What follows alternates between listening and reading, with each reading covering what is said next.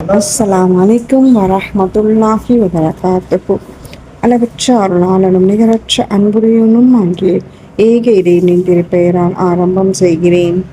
நபிமார்களுக்கு மத்தியில் ஏற்றத்தாழ்வுகள் இல்லை. அபூ ஹுரைரா ரலியல்லாஹு அன்ஹு அவர்கள் கூறியதாவது, ஒரு முஸ்லிமும் ஒரு யூதரும் ஒருவரையொருவர் திட்டிக் கொண்டனர். அந்த முஸ்லிம் உலகத்தார் அனைவரையும் விடவும் முஹம்மது நபி ஸல்லல்லாஹு அலைஹி வஸல்லம் அவர்களுக்கு மேன்மையை அளித்தவன் மீது சத்தியமாக என்று கூறினார். அந்த யூதர் உலகத்தார் அனைவரையும் விடவும் மூசாவுக்கு மேன்மையை அளித்தவன் மீது சத்தியமாக என்று கூறினார். அதை கேட்டு கோபம் கொண்டு அந்த முஸ்லிம் தன் கையை ஓங்கி யூதரின் முகத்தில் அறைந்து விட்டார். அந்த யூதர் நபி ஸல்லல்லாஹு அலைஹி வஸல்லம் அவர்களிடம் சென்று தனக்கும் அந்த முஸ்லிமுக்கும் இடையே நடந்த சச்சரவையெல்லாம் தெரிவித்தார். நபி ஸல்லல்லாஹு அலைஹி வஸல்லம் அவர்கள் அந்த முஸ்லிமை அழைத்து வர சொல்லி அது பற்றி அவரிடம் கேட்டார்கள்.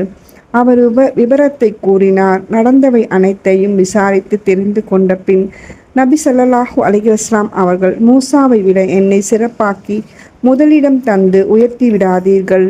ஏனெனில் மக்கள் அனைவரும் மறுமை நாளில் மூர்ச்சையாகி விடுவார்கள். நானும் அவர்களுடன் மூர்ச்சையாகி விடுவேன்.